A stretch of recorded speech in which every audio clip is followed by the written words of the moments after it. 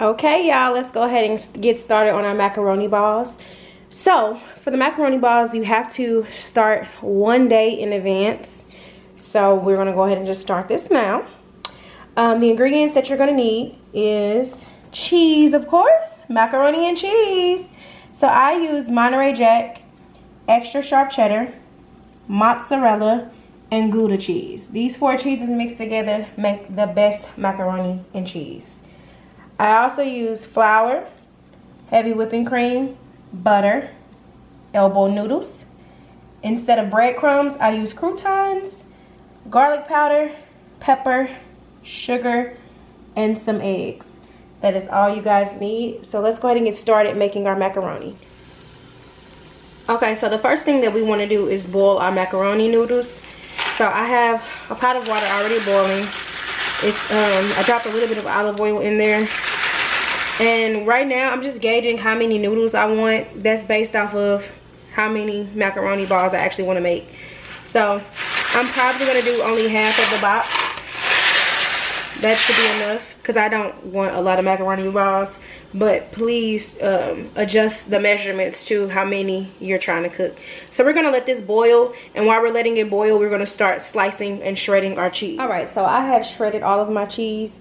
My Monterey Jack, my Gouda, my sharp cheddar, and my mozzarella. I just placed them in Ziploc bags because I'm not going to use the entire thing.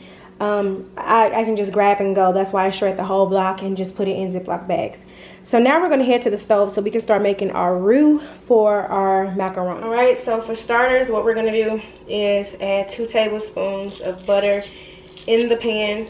In order to make a roux, you do have to start off with a fat as well as flour. So I'm taking some butter that I just tossed in the pan.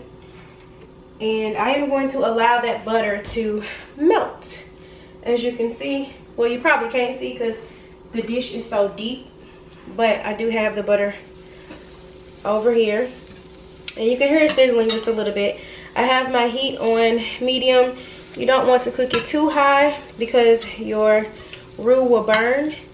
And so we are just whisking the butter just to let it melt a little bit. And then I'm going to go ahead and add in equal parts of the flour. So I added in 2 tablespoons of butter.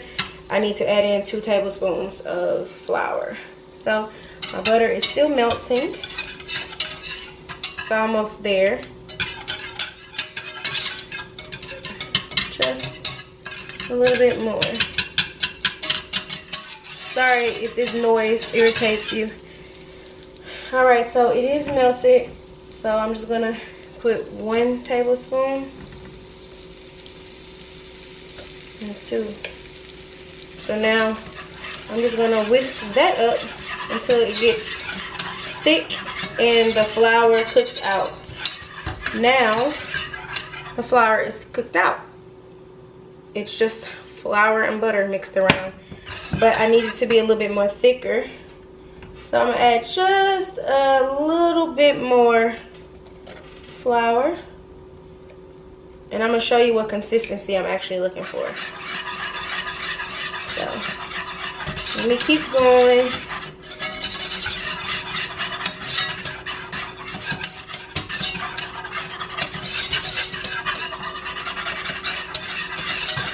Alright.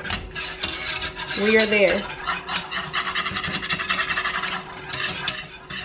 Alright, so you see when I drag it, it doesn't immediately fill back up. That's the consistency that I'm looking for.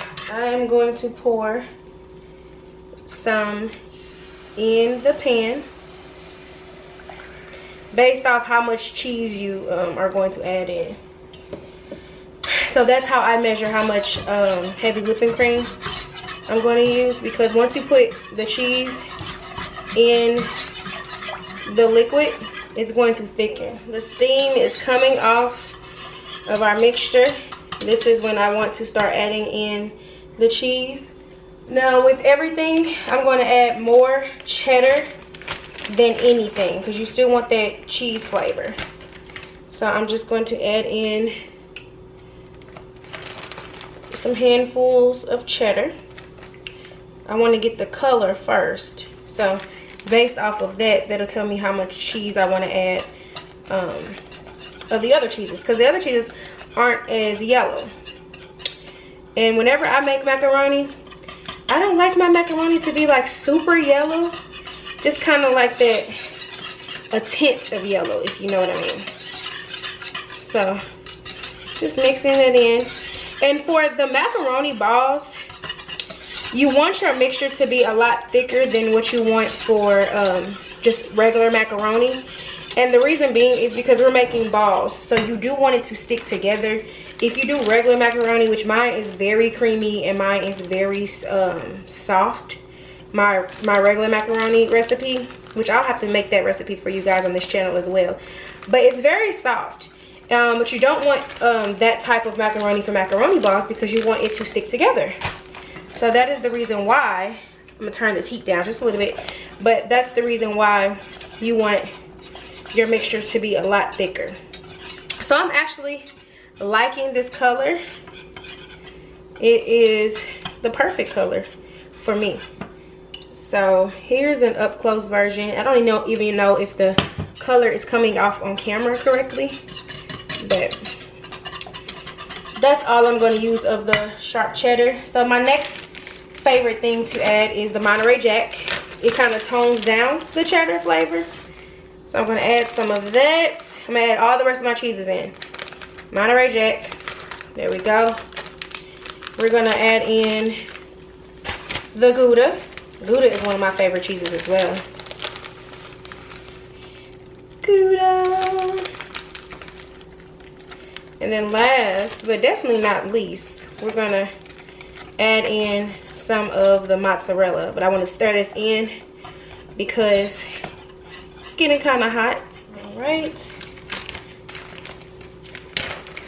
Add in some of this mozzarella. The mozzarella is going to give you that cheese pull. That's what it does. So when you bite into these macaroni balls, that cheese is going to pull, baby, pull. So that's what I'm doing. That's the reason why I added. And that's all the cheese we need. And as you guys can see, the cheese is melting so effortlessly. And the reason being is because we shredded our own cheese. If you buy the bag cheese, it's not going to do the same technique when it melts. There's just something about it. But here is the thickness. All right, y'all, so we have our noodles cooked and we have our cheese sauce that I have to the side. I am going to pour my cheese sauce in the macaroni mixture, and I only pour just a little bit. I like to eyeball it just to see where we're at with texture and consistency. And it's looking pretty good. However, I can definitely tell I'm going to need some more mixture. So I'm just going to pour some more. Just keep pouring until it's at the consistency we need it to be at. And you'll see that. So I'm really trying to pour more than what's expected, because once it goes in the refrigerator, it does dry out just a little bit because all of the cheese will solidify. So you can make your balls. You need some more cheese. So you kind of pour a little bit more than what you think you need, because you can never pour too much. It's going to look nice and creamy right now, but trust me, once it gets in the refrigerator and it cools and that cheese starts to thicken, it's going to get a little bit thick. So like right now, a person would probably eat it like this, because I mean, it's creamy, it looks good. But if we were making regular macaroni and we were putting it in the oven, it's going to dry out because it's not enough cheese, it's not enough sauce. So that's what you have to think about. Always do more. All right, so what I like to do is spread it out evenly, because once it cools in the refrigerator, I want it to get hard and I want it to be even, because when we use this tomorrow, we are going to make balls out of it. So at this point, you're just gonna cover it. You're gonna put it in your refrigerator for 24 hours, and then you're gonna come back tomorrow with me and we're gonna make some macaroni balls. Alright guys, so it's the next day. I have pulled out my macaroni. That is just extra cheese on top that has settled and it's pretty firm. I've set up my dredging station, which is flour, eggs, and my croutons that I have chopped up to make them look like breadcrumbs. If you ever want an easy version of breadcrumbs, get croutons and get the flavored ones so that your breadcrumbs can already be flavored. So now we're going to go ahead and just start making our macaroni balls. Okay, so right now I'm just gonna make the balls, and then we'll talk about how we're gonna dip them. But right now I'm taking an ice cream scoop. You can take a spoon, you can take a cookie scoop, just take something that will allow you to grab the macaroni. And then I'm putting it in my clean hands. I'm trying to push it out because it's a little firm because I literally just took it out of the refrigerator. So I am going to smash it all together and form a ball of some sort. It does not have to be perfect. This is kind of like the size of a golf ball a little bit. Not quite a baseball, more like a golf ball.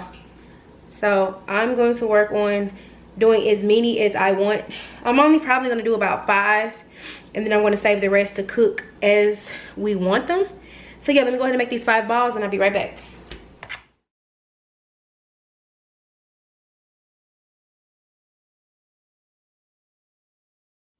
Okay guys, so now that I have all 5 of my balls completed, as you can see, I did not make sure that they was all the right size and perfect. Who cares? It all goes down the same way. So I'm going to start with my dredging station. I'm going to take my ball, put it in the flour, make sure I get it all coated. Next, I'm going to take it and dip it in the egg.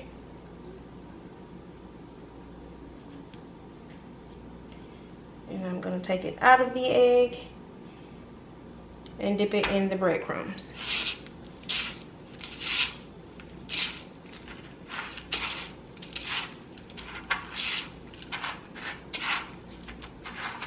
And I'm just patting the breadcrumbs on.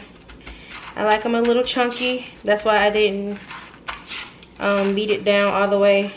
So I didn't want to have it grinded. I still wanted those little chunks because it just makes for a good crispier coating. So I have 1 macaroni ball completed. I'm going to work on the other 4.